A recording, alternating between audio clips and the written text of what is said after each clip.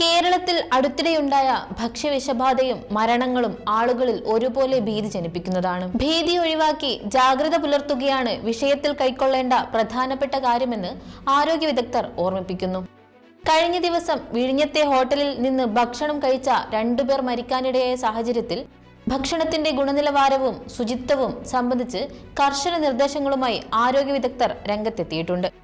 കൃത്യസമയത്ത് തിരിച്ചറിഞ്ഞില്ലെങ്കിൽ ഭക്ഷ്യവിഷബാധ ജീവന് തന്നെ ഭീഷണിയാകുമെന്ന് അധികൃതർ മുന്നറിയിപ്പ് നൽകുന്നു. ഭക്ഷ്യവിഷബാധയ്ക്കൊപ്പം പലപ്പോഴായി കേൾക്കുന്ന ഒന്നാണ് ബോട്ടിലിസം. എന്താണ് ബോട്ടിലിസം എന്ന് നോക്കാം. ഭക്ഷ്യവിഷബാധയിലെ ഏറ്റവും അപകടകരമായ അവസ്ഥയാണ് ബോട്ടിലിസം. ക്ലോസ്ട്രിഡിയം ബോട്ടിലിനം എന്ന ബാക്ടീരിയയാണ് ഇതിന് കാരണമാകുന്നത്. പ്രധാനമായും സീ ഫുഡ്, ടിന്നിലടച്ച ഭക്ഷണങ്ങൾ, പാക്ക് ചെയ്ത ഭക്ഷണങ്ങൾ എന്നിവയിലാണ് ഇവ കാണപ്പെടുന്നത്. കാഴ്ച മങ്ങുക, ഭക്ഷണം ഇറക്കാൻ ബുദ്ധിമുട്ട് അനുഭവപ്പെടുക, അമിതമായ തളർച്ച എന്നിവയാണ് പ്രധാന ലക്ഷണങ്ങൾ.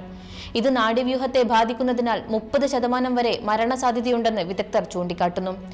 പ്രധാനമായും ഭക്ഷ്യവിഷബാധയും അലർജിയും തമ്മിലുള്ള വ്യത്യാസം തിരിച്ചറിയേണ്ടതുണ്ട്. ഭക്ഷണം കഴിച്ച് മിനിറ്റുകൾക്കോ മണിക്കൂറുകൾക്കോ ഉള്ളിൽ തന്നെ പ്രധാന ലക്ഷണങ്ങൾ പ്രകടമാകും. വയറുവേദന, ഛർദി, വയറിളക്കം, പനി, നിർജ്ജലീകരണം മൂലമുള്ള തളർച്ച എന്നിവയെ ശ്രദ്ധിക്കണം.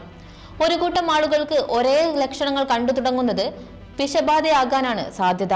എന്നാൽ അയല, മത്തി, ഞണ്ട്, കൊഞ്ച് തുടങ്ങിയ കടൽ വിഭവങ്ങൾ ചിലരിൽ വ്യക്തിപരമായ അലർജിക്ക് കാരണമാകാറുണ്ട്. ചൊറിഞ്ഞു തടിക്കുക, ശ്വാസമുട്ടൽ എന്നിവയാണ് ഇതിന്റെ പ്രധാന ലക്ഷണങ്ങൾ. വിഴിഞ്ഞത്തെ സംഭവത്തെ തുടർന്ന് അസ്മാക് എന്ന ഹോട്ടലിന്റെ പ്രവർത്തനം അധികൃതർ തടഞ്ഞിരുന്നു.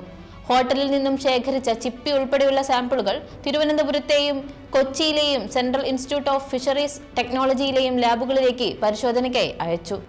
കൂടാതെ ഹോട്ടൽ ജീവനക്കാർക്ക് ഹെൽത്ത് കാർഡ് നിർബന്ധമാക്കുന്നതിന്റെ ഭാഗമായി പ്രത്യേക ക്യാമ്പുകൾ സംഘടിപ്പിക്കാനും ഭക്ഷ്യസുരക്ഷാ വകുപ്പ് തീരുമാനിച്ചു.